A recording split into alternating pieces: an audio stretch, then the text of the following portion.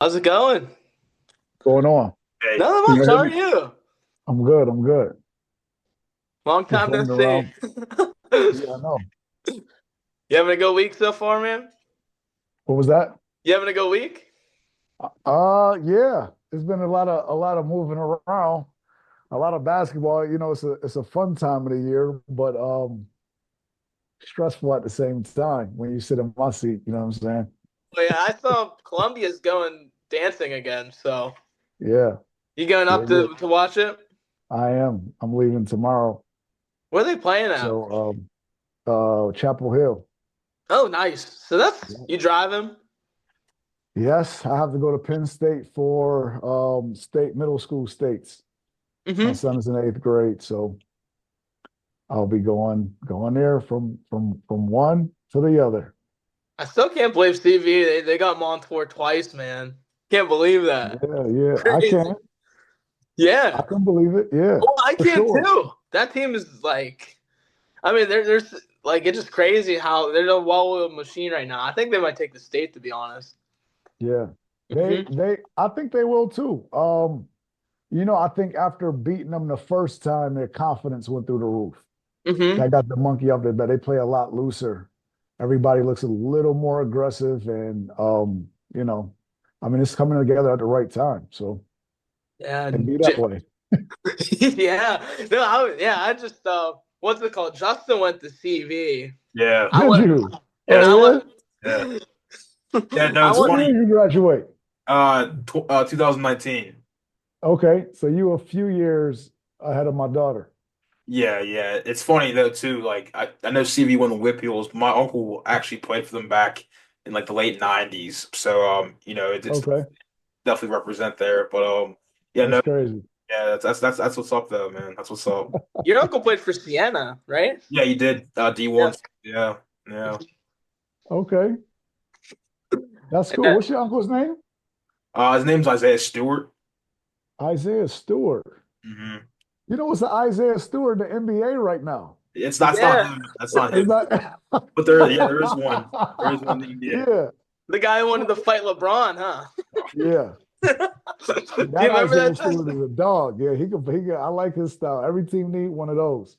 Yes. Every He's team need one of those. dude can probably throw up some weight too. Oh, without a He's doubt. built. He has Without a the doubt. one Blair build, honestly. I'm gonna move this light because does this light do it look okay? Or Yeah, you is look that good. cool? You look good, You look man. Okay. fine, yeah. All Yeah. right. But yeah, no, and he went to CV and I went to Montour, so Oh, okay. yeah. So a lot of trash talk between the two of you. Yeah. I That's played cool. baseball for them back when I was in school. I was class of 18. I played basketball and some ice hockey, so I'd play a little bit of both. Okay. Yeah, Yeah. Gino Federico, who's on the CV coaching staff, He is at played for Montour. Montour. Yeah, yeah, Yeah. I know.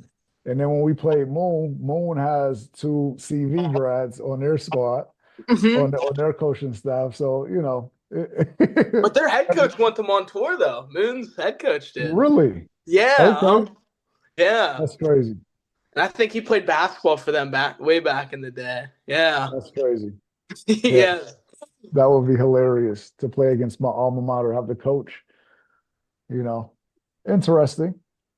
Yeah, everyone's everywhere. It's crazy, honestly, how like they got two TV guys and a Montour guy, and they played Yeah. both teams like back to back pretty much. Hmm. I mean, Yeah. it is what it is. It Yep. makes for good suspense, I guess. I mean, for them, I would. I mean, my high school closed maybe 2 or 3 years after I graduated. So it's been so long. But I think it would have been hilarious to coach against my old school. Probably wouldn't have won because my high school was a powerhouse. So that probably would have been a loss, an automatic loss. But it would have been interesting nonetheless. Yeah, what was your high school? I know you're from New York, right? Buffalo? Yeah, Buffalo, Yeah. New York. Yep. Where what school did you play for? What was the I school? went to Turner Carroll. We played in a Catholic. It's a Catholic school. We played in the Catholic League, and which was the best league in the city. Mm-hmm. And our team was stacked. My coach is he just retired. He coached at Buffalo State College after he left Turner Carroll. He coached there since probably 2008-ish or 9-ish, all the way up Mhm. until last year. So, and he just now retiring. But before then, Leonard Stokes was a part of the squad that I was on. He went to the University of Cincinnati when they had Kenyon Martin, and my guy Karam Barnes went to Cornell. He is in the Cornell Hall of Fame. Mhm. They retired his jersey. um, who else? Quadir Habib went to St. Bonaventure. Lauren Stokes went to Hofstra. Um, man, am I missing anybody other than myself? Dave Ruffin. I can't remember where Dave went, but we had a whole bunch of players play Division One. So we Oh were wow. yeah, we were stacked. You said Kenyon Martin too? No, Kenyon was a senior. So the guy that was on my team, he was Mr. Basketball, Leonard Stokes. He was Mr. Basketball at New York State, and he went to Cincinnati when Kenyon was a senior. Oh wow. So Yeah. Kenyon was a senior when he was a freshman. I I'm yeah. just trying to let you understand that to go to be recruited by the number one team in the country, you know what I'm saying, Yeah, means you yeah. got to be a bad boy. You know what Oh, I'm saying? So I just want to let our squad wasn't nothing to be played with. oh no, like you're listing names like Cornell Hall of Famers, and I mean Yeah. yourself. I mean just yourself too. I mean Pitt leading scorer once. I mean you guarded Dwayne Yeah. Wade before, so it's like you know. Yeah. Pretty good. Pretty good back in the day. A little slow today, but nonetheless. You That what? happened. We were playing. Justin and I and a few friends are hooping. You need to come over here and school everyone, man. I I know you. I know you still have it. All jump shots. All jump shots. As bad as I want to drive, nothing good happens when I try to drive. So I'm more afraid now. To be perfectly honest, I just try to make it through the game without getting injured Yeah. because it's easy for it to happen now, and I know it's coming. Instinctively I'll go for the steal, pulled muscle. Instinctively I'll try to turn the corner, to draw the defense, pulled muscle. If you press and I gotta put that you put it into that gear just to get it around you because you press it, pulled muscle. Okay. So You're not. Come on. I'm just telling the truth. I'm just telling the truth. If I Which do too much, pulled muscle. So I just stand out there and try to spot up, or I'm gonna act like I'm gonna go by you, pull up jumper. That's the scouting report on me these days. well, Now, my. Oh, go ahead, Justin. Go no, ahead. yeah, I was just gonna ask. Like, I know you talk about playing. How I know you're busy with like your son and daughter. Like, they're all their basketball commitments. So, but like I know free time isn't much of a thing. Maybe it is. Maybe you can correct if I'm wrong. But like, how often do you play like any leagues? Just like pick up basketball 1-on-1, like whatever. How often do you do that? A lot more one-on-one or just random pickup if I have to be an extra whenever I'm training the kids or it's practice.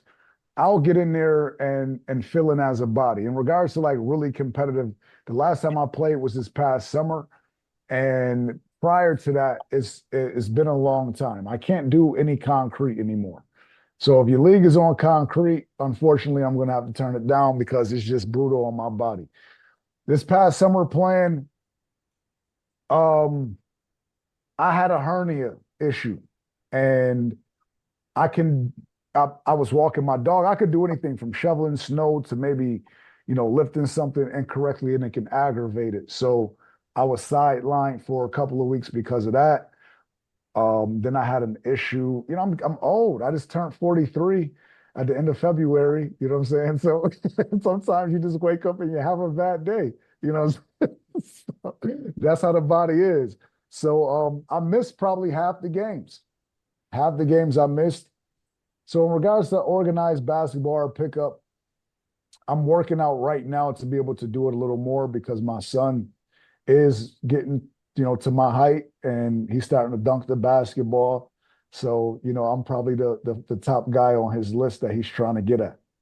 Unfortunate for him because I'm not letting no young kid his age beat me, but I'm sure he's gonna try. That's how you have to be though. You have to be tough. You have to be tough on your kids, you know? Absolutely. My dad Absolutely. my dad would not hesitate. He coached me in baseball for travel. He wouldn't hesitate to move me seventh in the lineup from second. Yeah. You have to, you know? Yeah. Well, I am definitely hardest on him. But the thing is, he's one of my best players, Mhm. so I'll talk to other people through talking to him. Um, just because, I'm a bit much, so I'll try to address everybody instead of pointing one kid out, but I will point him out. And, anytime I have something directly to say to him, I'm saying it directly to him. But, I try not to do that with everybody. How excited are you to see him play on like the CV team though? Like they only lose two seniors. Yeah. Well, we still up in the air. He may not be going to CV. Hmm. Neighborhood Academy, we've looked into sending him to Neighborhood Academy, just because, academically, we did the same thing with my daughter. She played for Chartiers Valley because we live in a district, but she went to 21st Century Cyber.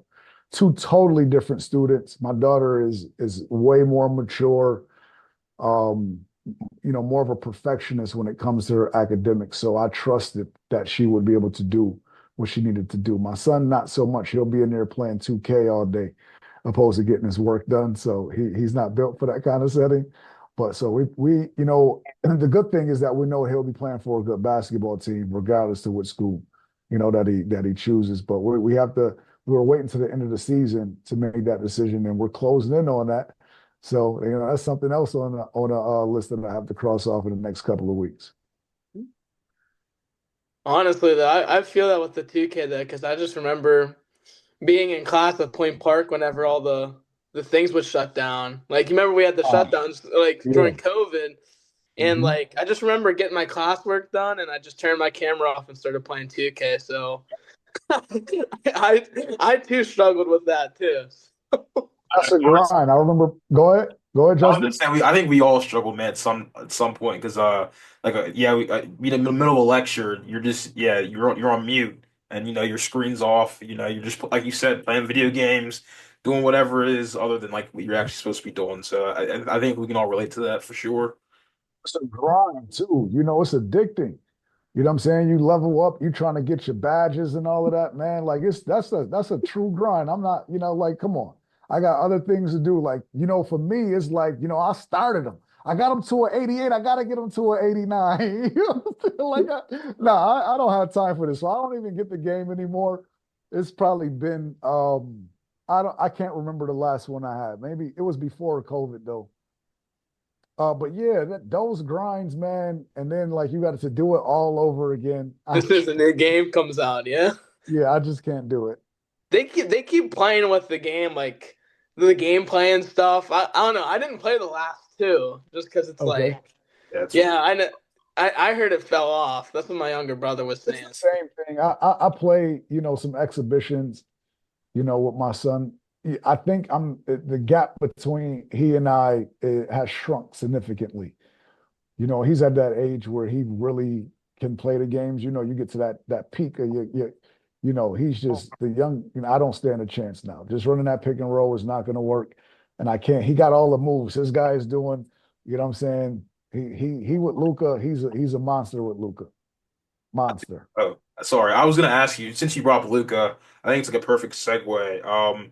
Like when that trade happened with between him and Anthony Davis, Lakers and Mavericks. I was like probably like a lot of people. I was like really late at night.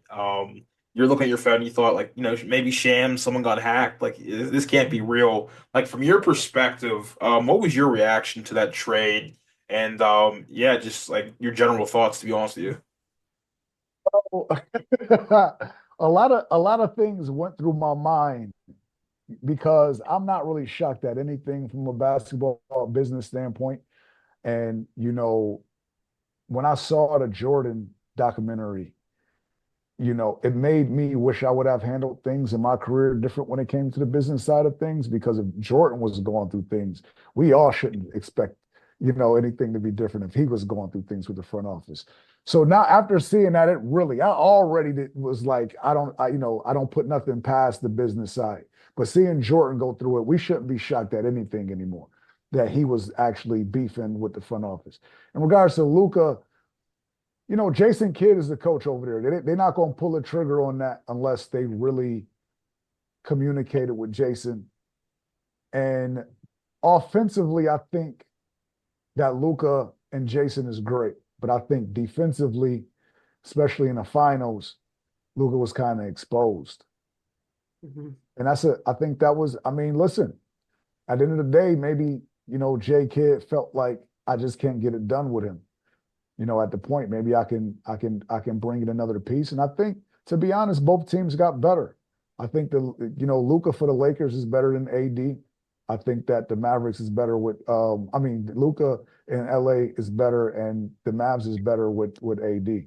So I think it was a win-win. It's just for the long run, if you're trying to win now, and that's kind of like the thing, I think it makes sense then. But in the long run, I don't know what the Mavs was thinking. Yeah, and like Anthony Davis too, like he's always been one of my favorite players. Like, and like he had like 26 and 16 through 3/4 his first game with the Mavericks. But the thing is, like, he's older and like he's already been injury prone too. And his first game he gets injured and stuff like that. And it's just like, I do see the point. Like, I think Kyrie Irving, everyone knows Kyrie Irving, his ball handling, and AD is a good pick and roll guy for him too. That's like a pretty killer duo there, but still at the same time, he's 31. Luka, he's only 25 years old still. I just like just in the long run, I didn't, like you said, I didn't see why either. I think it's more the system. That could be the drawback with being the kind of player like Jason Kidd, a point guard who played the game, because you tend to feel like you can create whatever you want. And the one thing that we've seen that resembles the Jason Kidd teams is the lobs that they get. When Luka or Kyrie is penetrating, how often that alley-oop is there. You know what I'm saying? Either they get in a bucket or they're able to throw it to the rim or they're kicking it out for that corner three. And I think with having AD, a guy who can catch that lob and can shoot, because once, I can't remember the one big that got injured, but once he went down, things kind of went left for them. For the Mavericks? The Mavs. Dwight Powell? I can't remember which one it was, but it was one of them. But even take them, like, who are those guys? And look at how productive they were in the NBA playoffs. Nobody knew who those guys were prior to that. Okay, so Jason Kidd, scheme with the movement that he has and having a guard that can penetrate and make shots, but also find an open guy. I don't really think he needed both of them. I don't think he needed two. So it was Derek Lively. Now that I think about it, Lively. Yes. That's Lively. Yeah.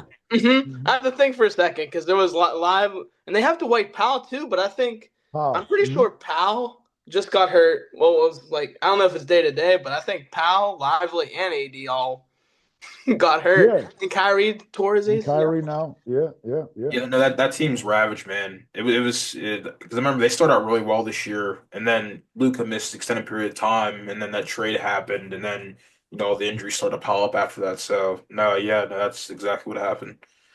So injuries happen, but like I said, I think Jason is. The guy obviously know more basketball than I do. At the end of the day, though, it's just, Luka's a generational talent. So hopefully, if I'm the GM, but then you hear those rumblings that they kind of want the team to tank because they're trying to get a casino and all kinds of other things. So, like, that's up my pay grade.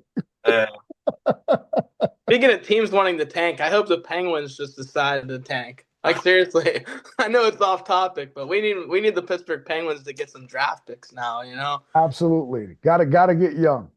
Like, when was the last time the Penguins had someone they got in the draft that was a point per game scorer? Probably Jake Gensel, and he was drafted 8-9 years ago. So I wish I knew my hockey that way.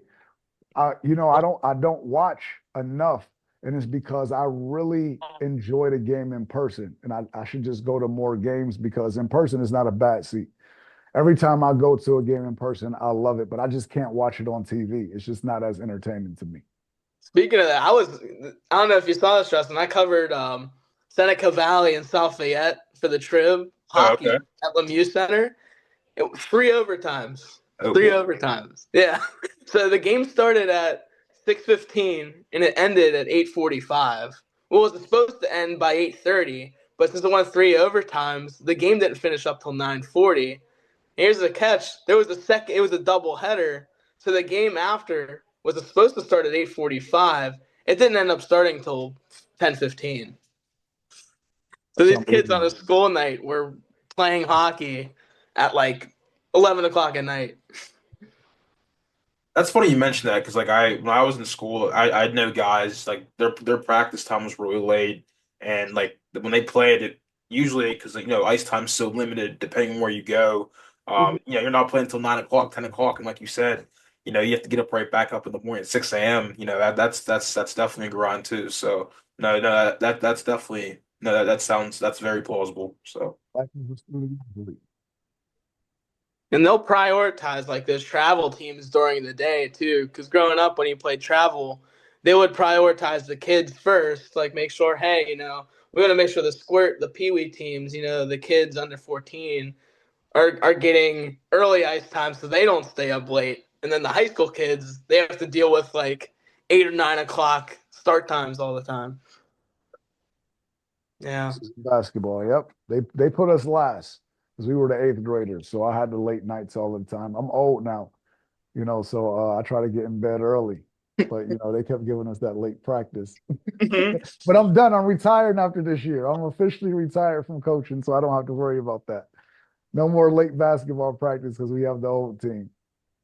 Yeah, and I do think it's a good time to segue. I was going to ask too, just a little bit about like we talked about your high school earlier, just how you kind of got in contact in Pitt and like who else was recruiting you and stuff, and what was like the selling point Pitt had that made you go to Pitt.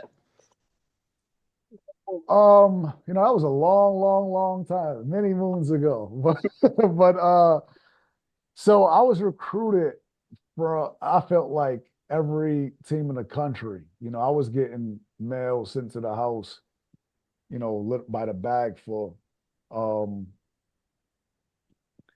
just about every Big East team, with the exception of UConn. I mean, that's where I wanted to play. Growing up, just watching, Villanova, Georgetown, the history of the Big East back then. Um, St. John's, Bootsy Thornton, and I was like, y'all might not even know some of these guys, but Eric Barkley and them. Ray Allen at UConn, come on, AI at Georgetown, you know what I'm Lead saying? Like young Alameen. boys too young. Yeah, yeah, Khalid El Amin. So the Big East was that, and regionally, that's what they showed us also. It's not like I grew up where the ACC was being shown, even though we know about Duke and North Carolina.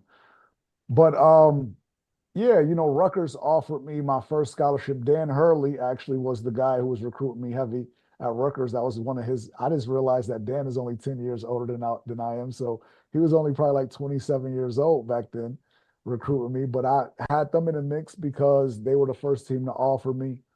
Clemson was up in there. Pitt, Villanova. Villanova was another one. And I think Notre Dame may have been my top five. My top five: Notre Dame, Villanova, Pitt, Rutgers, and Clemson was Yeah, was my final five. and you went with Pitt. And I went with Pitt. Yeah, I went with Pitt because, well, a legend. You can't pick up a basketball in Buffalo and take it serious without hearing about the legends. They always talked about the guys that come before you. And Curtis Aiken was one of those guys. Okay, so Curtis went to Pitt. Same thing with Curtis. When Curtis was coming up, they always talk about older people who came before him. My father was actually one of those people that came before Curtis. Okay, so it's like, I was familiar with Curtis, which kind of made things a little better. We know, obviously he knows my dad. It's only 3 hours from Buffalo. And they were rebuilding. And then some teams took themselves out of the conversation. Rutgers had a scandal with the coach during that summer. So I kind of drifted from that. Villanova told me I would come off the bench. They had Ray Buchanan, and they felt as if, you're a backup Ray Buchanan. me and the coach, when we see each other, we laugh about that to this day, that he knew when I basically X'd him off my list. Notre Dame is in South Bend, Indiana. Um, just didn't think Indiana, from a stereotypical place, didn't feel like this would be a place where I would fit in, just from judging it that way. And Clemson was really close. That was probably my second option. So if I didn't go to Pitt, it probably would have been Clemson. And I definitely, pissed off the head coach then because he felt like I didn't give them a fair shot. And he's absolutely right. I did Clemson dirty. I should have took my official visit there and at least gave them a shot. But I ended up coming on the unofficial to Pitt and kind of falling in love with the campus and stuff like that.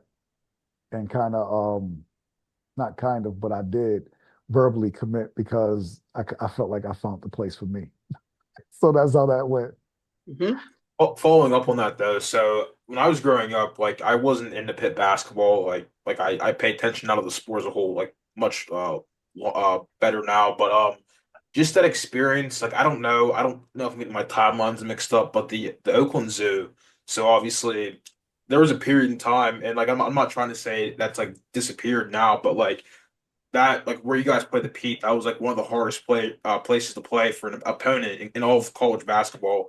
As far as from like a player's perspective on the home side of things, what was that atmosphere like every night? You have a good team coming into town, whether it's like a UConn, Georgetown, Syracuse, you name it. What was that atmosphere like just playing in front of the home crowd?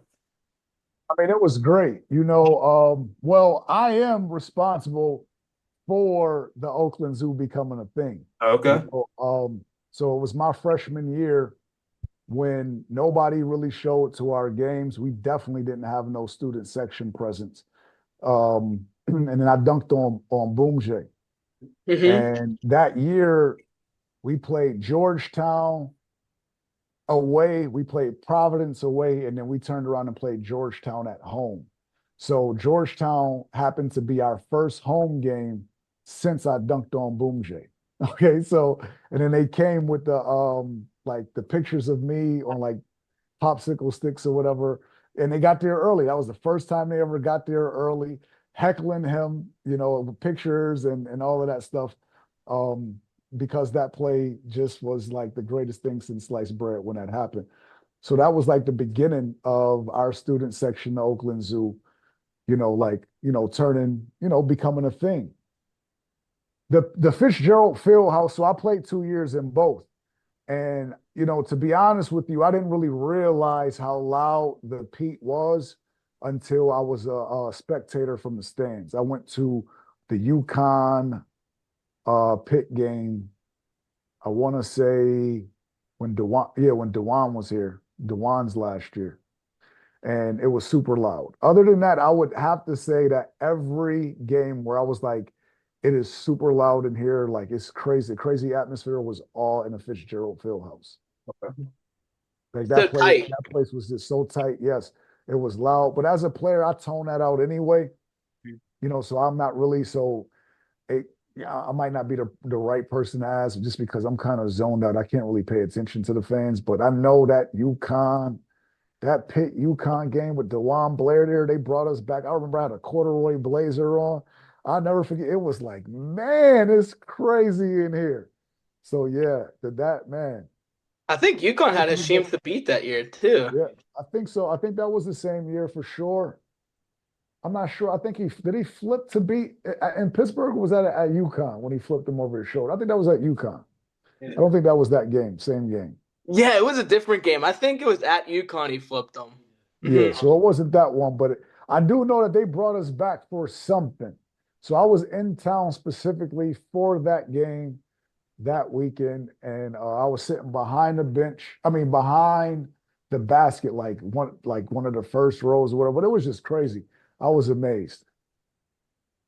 How can I be amazed as a former player who that played on the court, literally like amazed at how loud it was in that gym at that time? It was amazing.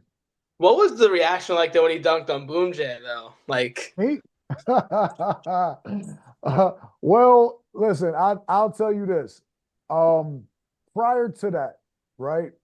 I went to the basket, I drove baseline, and I adjusted my shot, and I felt like I was fouled. And the referee, told me to get up. Now I'm a freshman, and this is back. I used to always have an issue with the referees. They would always get on me for having something to say or jumping up and down. You playing defense, the referee blow his whistle.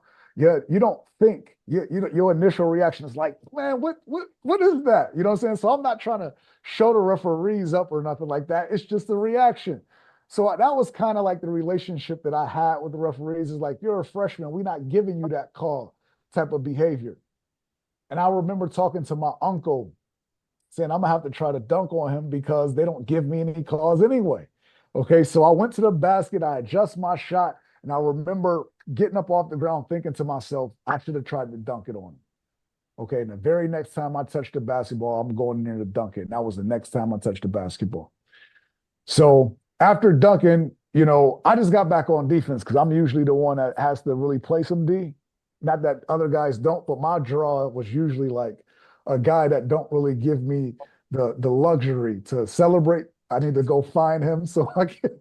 So I don't really. I never really had the chance to flex on anybody after any of my dunks or anything like that. Well, they needed you too because the Big East had some good guards, especially. Oh my God. Like Dwayne, just like you know how it was. Yeah, I mean, you had Troy Bell. Troy Bell shot the ball every time he touched it. They set every screen for him. He never set a screen. He was just running the entire time. He can catch and shoot. He can put it on the ground super fast. You have Marcus Hatton, who different but similar. Marcus did more off the dribble, but can make any shot. And if you get it going, good luck. You have Ben Gordon, who I mean, come on, you got Ben Gordon, you got Chris Thomas. You know what I'm saying? Like the list goes on. Then you have guys who you wouldn't remember, but Jerome Coleman at Rutgers, when they played there, he would go off. Who was it? Seton Hall had Andre Barrett. Man, it's so I got Drew Shafina too. Drew Shafino, come on, man. I never got rid of. No disrespect to Drew. Drew is my guy. He's my people. He's the last guy at West Virginia, and I think they even averaged 20. Great scorer. I'm not no disrespect, but he ain't got nobody next to him. So I ain't. What am I worried about Drew for? Like, it ain't Drew. If you want to score 20, go ahead. You know what I'm saying? Like, you could shoot that every single time you shoot it. You're probably gonna have to shoot that thing 25 times to get it. But his team he didn't have the cast next to him while I was there to really, just like the guy Jerome. It was more like Ben, you on the island when the guy got Okafor and all of these other guys, you on the island, you ain't getting no help. On Drew, if you beat me, where he gonna go? Like, where you going to pass it to? So, that's a headache for him. It's almost to his credit that he was still averaging 20 and he's like the only guy. Mm-hmm. You know what I'm saying? But yeah, it was guards for days. Braswell, John, one guy who never get love is John Linehan. John Linehan was a senior when I was a freshman at Providence. He's one of the only guys who presence just changed the game. Man, it's so many. Syracuse had the guy, Allen, I think it was. Notre Dame had, look, forget about the guards. Troy Murphy was unguardable. We had to guard Troy Murphy at Notre Dame. 6'10", can shoot the J.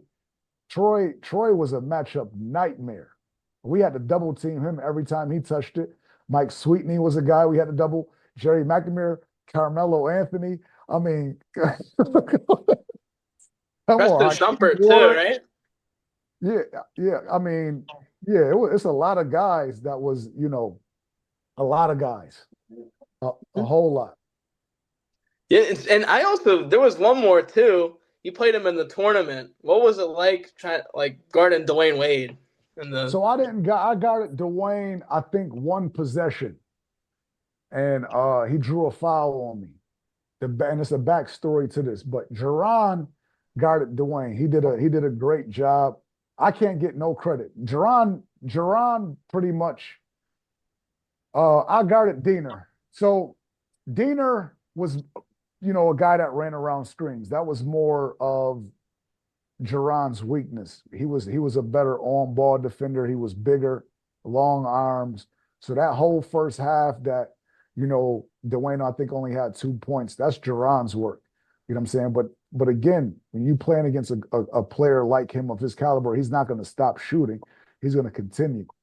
And the one time I did guard him, I made the mistake that the coaches warn you of, which is stay down on his shot fake. He still was infamous for that in the NBA. He'll drive, get you, get to doing that. I jumped, he drew the shot fake. So the backstory is that Leonard Stokes, who I mentioned earlier, played at Cincinnati, who was then in Conference USA, and so was Marquette. So he was familiar with him. And before the game, what did he tell me? Stay down on his shot fakes. He's going to try to get you in the air. Before the games, what the coaches say? Stay down on the shot fakes. And what did I do the one time that I was on him? I jumped for the shot fake and he drew the foul on me. So that was a signal for the coach to say, switch back, switch back, go ahead. That was quick, huh? It could have been what sparked him to start going. I don't know. I don't remember exactly what, but, what it was like is stunk because we lost the game. He went on to have a triple-double in the very next game and lead his team to the Final Four. And I can't ever, the way that Boomjay can't downplay that dunk, I can't ever, not be reminded that we lost to him or Antonio Gates in the Sweet 16. Speaking of that, I was actually just about to bring that up because they were the 10 seed that year. But, Antonio Gates is a tight end NFL player. What did you know about Antonio Gates? And whenever you saw him in the NFL, what were you thinking? Nothing. He definitely had an NFL body, so I wasn't shocked at that. I was more shocked at how confident, that their team played. Even looking back at it, they had two guys who really was confident, wasn't afraid of the stage. And, they kept the game close. Anytime you keep the game close, you have a chance of losing. So it was a back and forth, all game long. And I just know down the end, they was throwing that thing in there to Antonio, and he was backing guys down like they was little. And, now is anybody shocked being that he had a Hall of Fame football career? I'm not shocked that he was making guys like Donatus or Chevy Troutman or Ontario Lett look like, average defenders when they were, typically locking big guys down. So, they ran up against a guy that, it was a matchup problem that day. Oh, that's a big dude too. Absolutely. But the thing about Antonio was that if he, he would back a guy that like me down with ease. Mm-hmm. But then guys like that, he was actually athletic and he would go by them because he's an athlete. He's a tight end. It's not like he's slow. So it didn't matter if you put a big on him, he was too fast for him. If you put a guard on him, he was too big for him. He was just a matchup problem. So it was all she wrote. Yeah, I don't want to change gears, but I am curious, was basketball always the sport you were going to play throughout high school and college, or was did you have any interest in football as well? No, well, yeah, football was my first sport. That was my first love. And probably still to this day, it's more fun for me to watch football than it is to watch basketball. I enjoy the game more. It's more in my blood. The thing with being in Buffalo and having the weather change so fast and so drastically is that it doesn't take long for it to become just running football the entire time. So, as a wide receiver at that point in my career, it was boring to just be out there as a decoy while we run the ball all game long. So it was just during that time, I just wasn't interested. And I started getting better at basketball. And, that kind of was it, But football was always my first love. And I thought that I could play on the other, collegiate level or the NFL level even until I did a workout and realized that it's not just your speed and your ability to jump, your route running and things of that nature, being able to get in and out of the cuts. And that ain't something that you could just do. You have to practice that. So, yeah, you got to get your footwork right. You got to be able to get in and out of those things. So that kind of humbled me in regards to what I thought I would have been. In regards to, I was good at that football, but this is something totally different. You got to use So that the skills ladder and all the absolutely. running cones, all Yeah, the I mean the skills ladder is cool. Boom, boom, boom, boom. But let's see if you can, even the routes is not your typical post. You're yeah. not just boom, boom, like and then the footwork to get to the post, and then it's just different. You know what I'm saying? It's just different. Change of speeds, the hip work and all of that. It's a different beast. Yeah, and with me, I would have loved to play that. I used to watch Inside the NFL. I was a football player. I'm talking, you guys don't know. You guys are too young, but it was a time when kids went outside and played outside the street. You know what I'm saying? Y'all ain't old enough to really remember days like that. Pole to pole, the cars would drive by, you just stand back, let the cars drive by, then we right back to it. You know what I'm saying? I haven't seen that since like 2000. Julius, I'm old school, man. This Thursday when it was 80 degrees, Justin was here for it too. I invited a bunch of my friends over, my girlfriend over, and even my dad at 57 years old came out. We all were playing basketball the other day. Oh yeah? We Okay. were all hooping. All right. All right. Yeah, it got to come back. Just regular pickup, all of that, where you could just go to the park and it's full. I mean, I'll be trying to drive around looking for some rec for my young guys. Nobody's outside. Everybody's No getting one's trained. ever on parks. No one's ever there. I just drive past It's Trevor Park training. every day. Mm-hmm. I don't understand why, but I don't know. I guess these guys is just really good at marketing themselves, but I'll be searching for the run. Mm-hmm. So anybody that see this video, if you got the run in your neighborhood, let me know. Put it in the chat so I can know where to go. I'm telling you, Julius, you have to 1v1 my dad. Oh, come on. I don't take it easy on anybody. So, your dad is not going to appreciate that you set him up for that one. I wouldn't do it. I wouldn't do it to him. I played my dad and I told him I didn't want to do it to him. So I think I would have to spare your dad because I seriously, I can't take it easy on anybody one-on-one. One-on-one, I can't take it easy on you. It's just not happening. You should play Justin one-on-one. Justin. Nope, not even Justin. Justin, 5-0. Hey, 5-0. Anybody one-on-one. If I have to like play, so like for example, if you told me you had like an Division I player, I just wouldn't play him because I know that I don't really have the fast twitch muscles to really compete the way that I would want to compete. You know what I'm saying? So I would of course. Decline. If I got to get ready for you, I'm not playing you because I'm going to get hurt. That's just what it is. I'm an old man now. You look the same as you did when you were dunking on Boom Jay. That's going to be the title of this video, that Julius Page is an old man now. I said Interviewing about old 5 man times Julius. already. You're not that old. Look at, you see this article right here behind me? Yeah. That's from 2003. How old were you gentlemen in 2003? I was 3. See? So there you go. There you go. Okay. I think your first year of college was what, 01? 01? 2000? 2001. Yep. I was not even a year old yet. Yeah. See? Yeah. Sorry to make you feel old, Julius. It's all good. It's all good. That was the plan. The plan was to get old, and here I am, and hopefully, I'll have 43 more years. Mm-hmm. You know what I'm saying? I'll take it. I will take it. But time flies by. The older you get, the faster it seems like that. It's Christmas, and then you go to sleep and wake up and it's Christmas again. That's how I feel like the years go. Speaking of, we kind of jumped over it earlier, but I did want to ask too, how was it?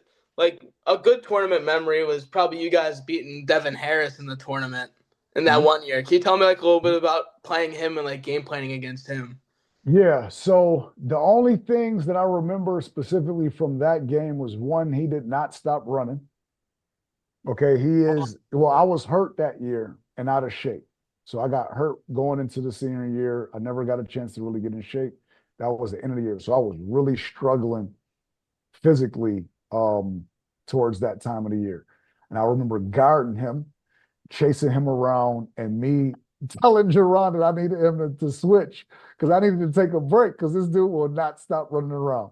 Okay, so that's the one thing I remember being dead tired. The other one was getting a steal. I got a steal against them, I want to say in the first or second half. And when I went to dunk it, I went up to dunk and I dunked it and I like tweaked my ankle. Like my ankle wasn't all the way healed and I was limping and out and thinking to myself, I wish I would have just laid it up instead of dunking it because now my ankle is giving me discomfort. So those are like the only two things that I remember from that game.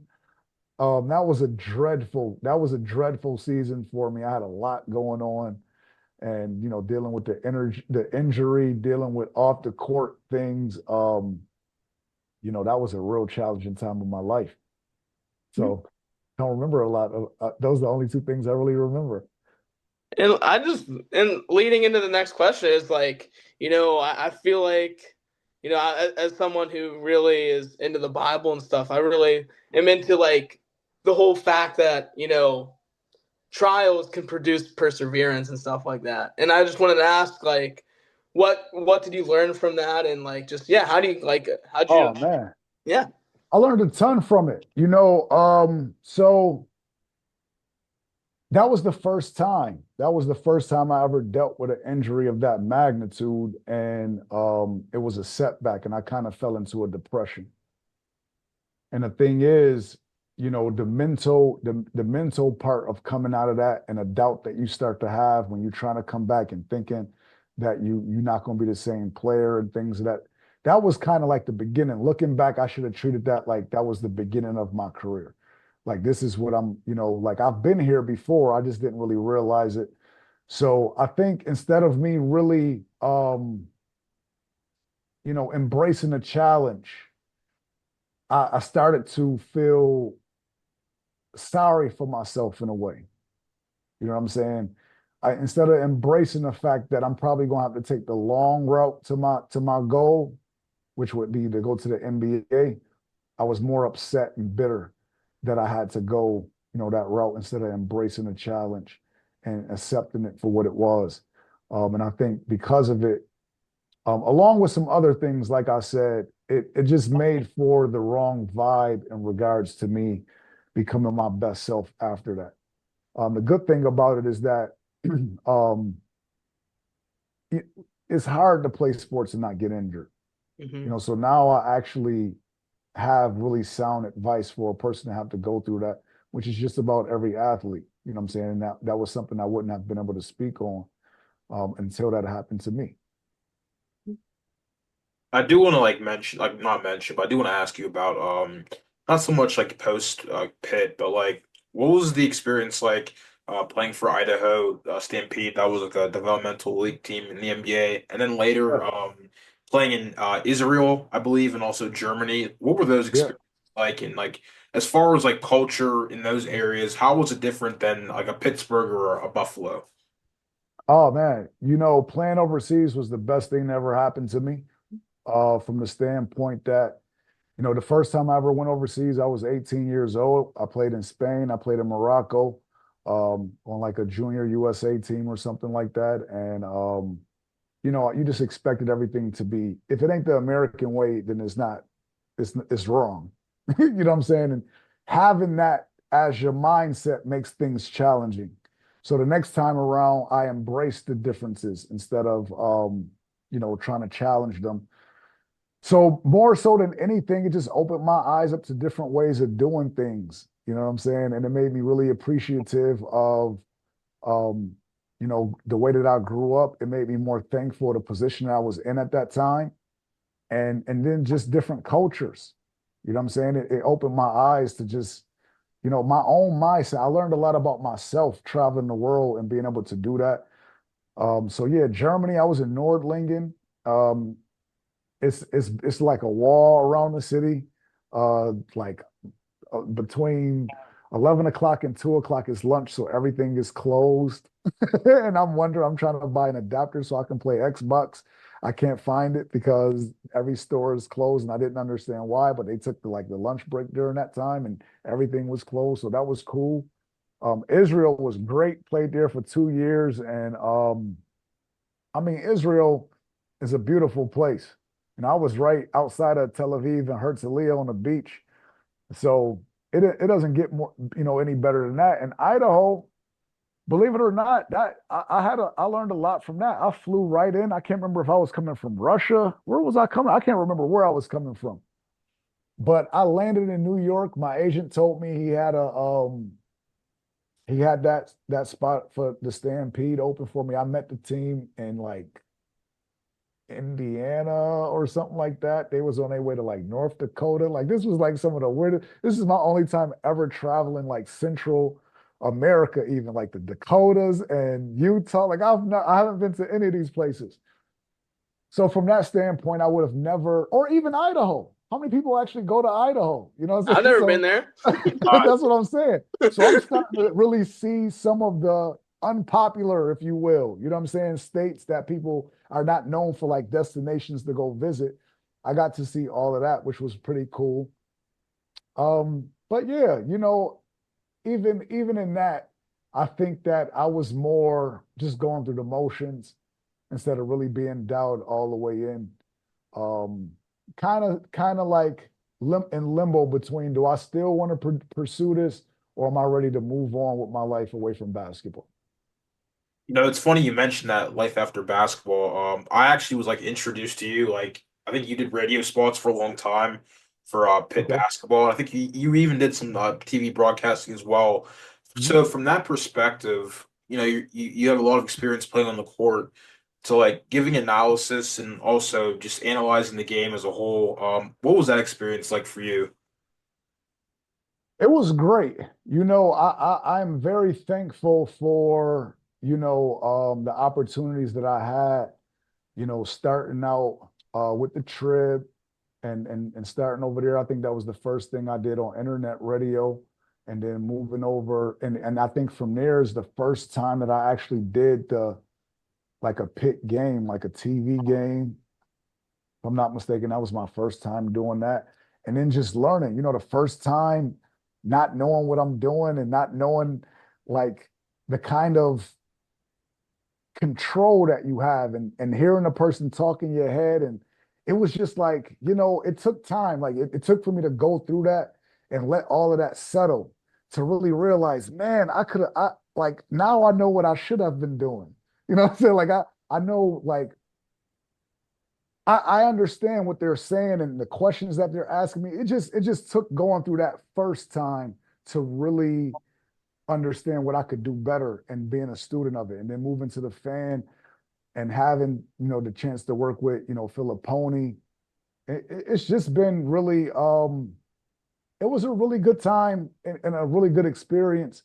And the only challenge was having kids that played, having missing out on my kids is the only reason why I kind of scaled back from doing it, because they have games now. They're older and their games are more important.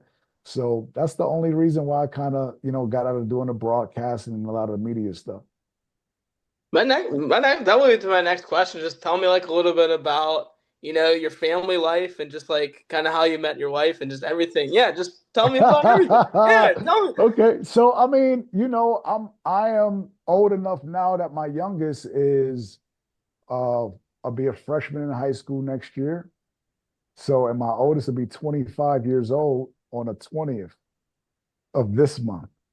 So that's a wide range right there. But me and my wife is still, here until my youngest graduate, and then we're gonna have to get close to the beach and close to the warm weather. Being from Buffalo, coming to Pittsburgh was like going south, even though it's only like 3.5 hours away.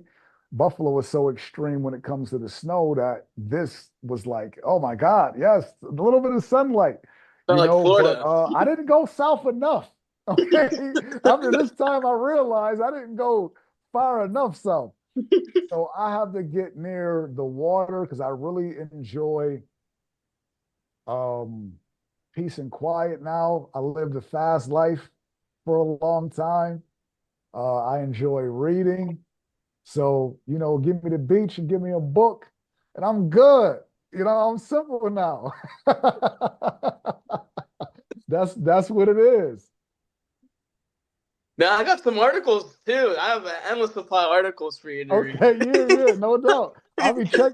I didn't even know. You know, it's crazy because it was like when you told me, I just had read one of your articles too. When I was telling you that, I'm really reading. I can't remember exactly who it was, but that was just the funniest thing. That I just saw you, but it was like a year ago. We talked about this pod, like a year ago, right? Yeah, yep. And then I ran into you, and then we talked about it again. And then I ran into you again, and I just so happened to have read one of your articles, and I just ran into you again. So it was just hilarious how things worked out that way. It was meant to. Without a doubt. Absolutely. I couldn't hear you. You was breaking up. Your audio's. Nope. Yeah, man. Can't hear you. I still can't. Yeah. There we go. How about now? That's better. Got you. Yeah. Got you. Yeah, So, Justin and I both got sick though at like the same exact time. Like really? Yeah, remember that, Justin? Oh, yeah, that was rough. Yeah, that was around March of 2024. Yeah. Okay. So yeah, I was always wondering, I was waiting for you to hit me. And it was like, okay, I mean, things happen, so, but like you said, it was meant to be because I ran into you again and we finally linked up and here we are. Yeah, man. Yeah. That's how the universe works. Yeah, yep. Yeah, but no, I do want to say thanks for coming on again too. Yeah, it's been awesome. No doubt about it. It's always a pleasure. You know what I'm saying? If y'all need me, we didn't get into the bracket. You had me fill out the bracket. Yeah, yeah. I was gonna lead right into that. You want to? Let's talk about it. Okay, so I got Florida winning the entire thing. Okay. I do have a lot of upsets. None too crazy. What do I have here? I have San Diego. I will say this, okay, because I have to really sit down. I have to really, really sit down with this. So I don't want to really go through my bracket because I kind of just did this on a whim. Although I did put my money on Florida already. So I'm not going to back out of that. I'm going to stand on that I put my money on Florida already. Okay. But I do want to say this. Louisville got jobbed. Okay. Giving them an 8 seed. And that was, I think, the dirtiest thing that could have happened to them. And yeah. I do not know how that happened. And I can dig the West Virginia argument. I think that yes, the Colorado loss was ugly, but it's so many teams. It's so much substance to their schedule and to their resume, in my opinion, with the teams that they played and the teams that they beat. I don't know. I don't know how you could have left them out. And I'm not even a West Virginia fan. I am glad that y'all left them out, but I gotta call a spade a spade. They were robbed. They were robbed. And like, I understand the SEC is an amazing conference, but I really feel like if you're 6-12, it doesn't matter what conference. Like, they took a 6-12 Texas team. Like, I think if you're 6 games under in your conference play, I don't think you deserve to be in it. I don't disagree with that. I think they gave them the benefit of the doubt because Texas is a good team that just so happened to be in a really, really tough, conference. And I'm talking about that SEC this year may have been one of the deepest, if not. I mean, I could kind of feel a little confident saying they up there with those Big East teams that used to get, years where they would get 8, 9 teams in. That SEC season this year was crazy. And every team has their player too. Like Florida has, Walter Clayton. Auburn has Broom. Like all these teams too. Like if you look at Tennessee, they're just loaded top to bottom, and they're an older team too. Like it's just like, and you still got Kentucky. You still have even Missouri. Mississippi State. Mississippi State. I wouldn't be shocked if they knock somebody off. Yeah. From top to bottom, I'm not shocked that I've had the worst year betting games. I have to get out of this, by the way. I don't know why do I do this, because especially the SEC games, it's so hard because it just makes the game like more interesting. But it's been a lot of fun. Really, it really got me into watching their games because it was just back and forth.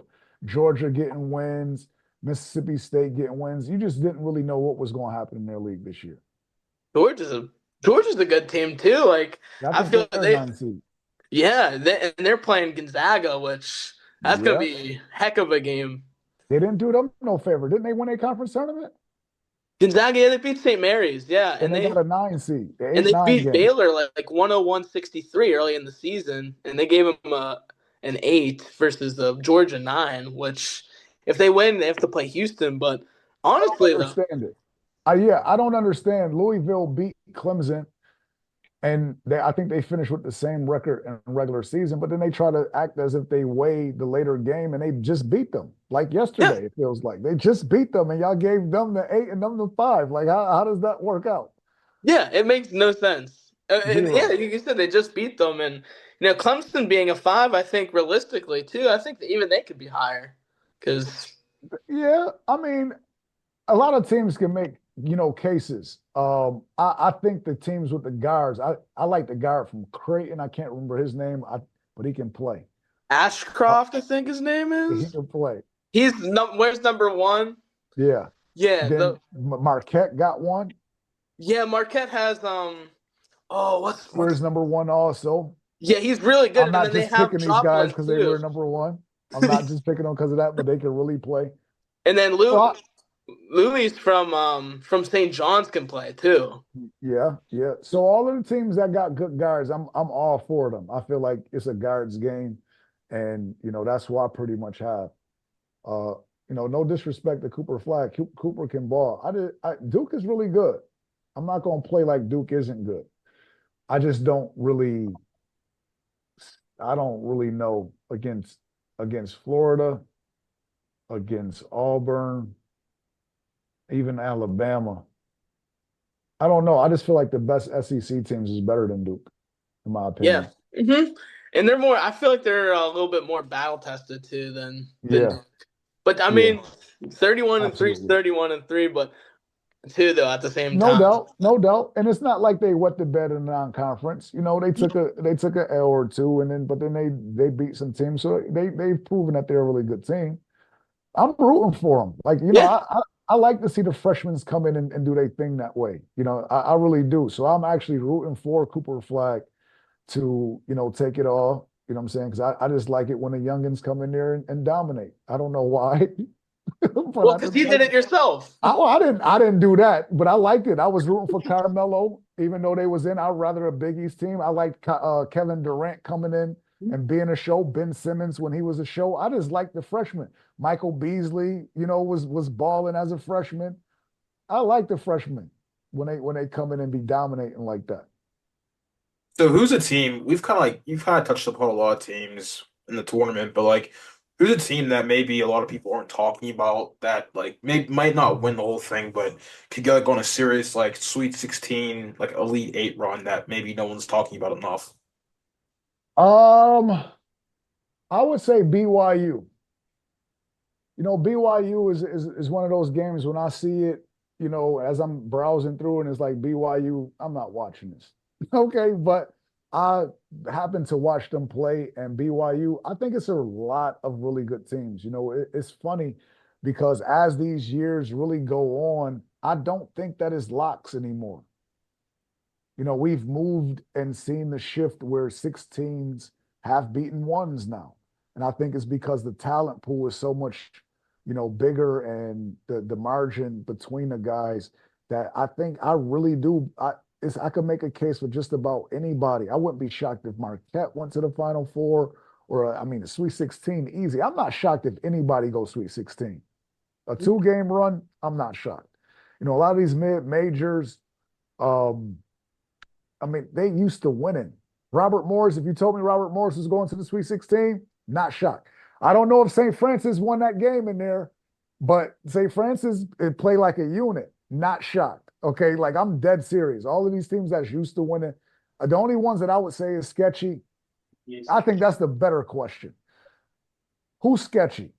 I've been giving UConn a benefit of the doubt all year long. Sketchy. I've been giving Kansas the benefit of the doubt all year long. Sketchy. Okay.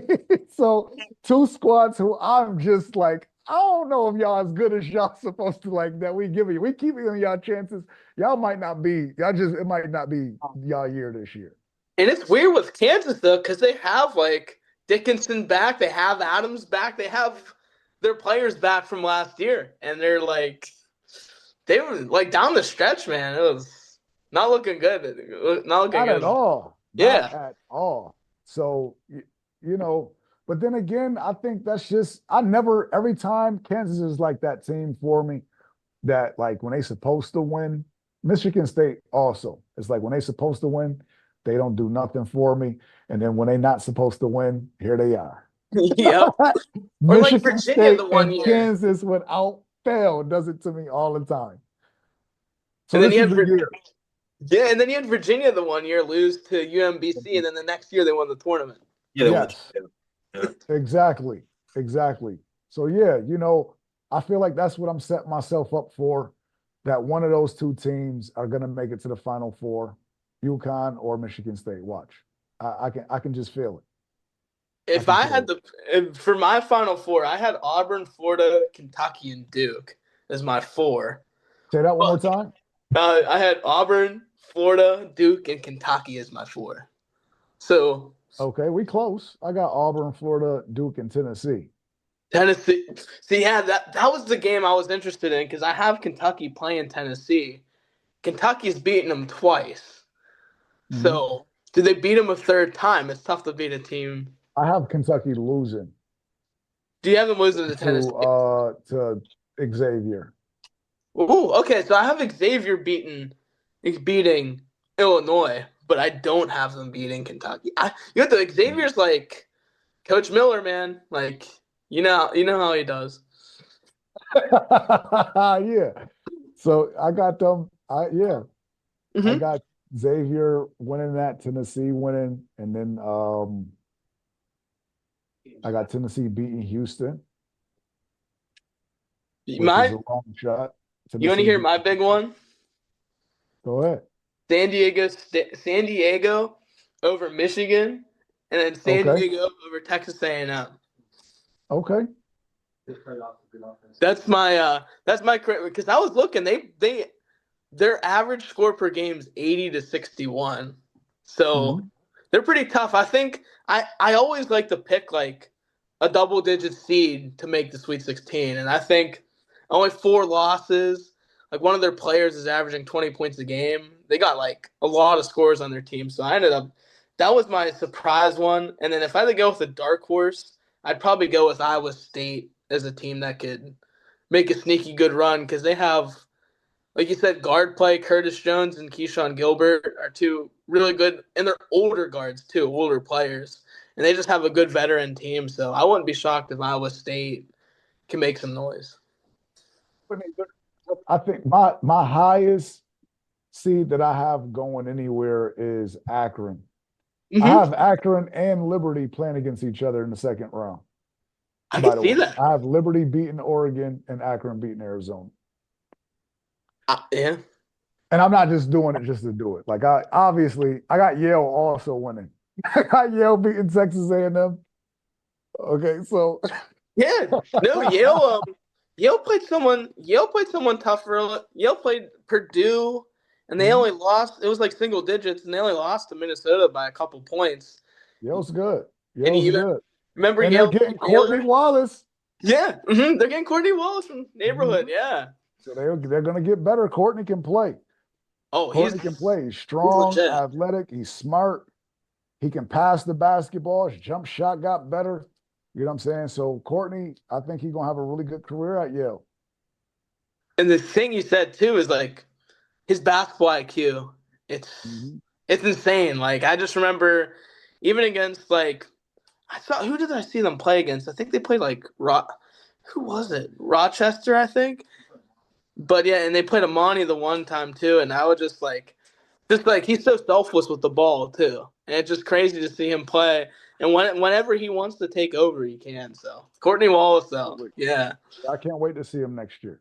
Mm-hmm. But yeah, Yale though, like remember the year they beat Baylor when they had who they have Torian Prince, and do you ever see the interview question when they asked how Yale out rebounds Baylor? You ever see that? Uh-uh. You need to look it up. One of the reporters asked Torian Prince, how does Yale out rebound Baylor? He looked at him with a straight face and he was like, you know what? Yale, they jumped up, they grabbed the ball, they pulled it down. They had more of those. That's how it happened. I mean, It's after a game like that, what are you going to do? You know what I mean? That's not the greatest question to ask. I get after a guy just lost to Yale. So that's the best he had for him. I dig it.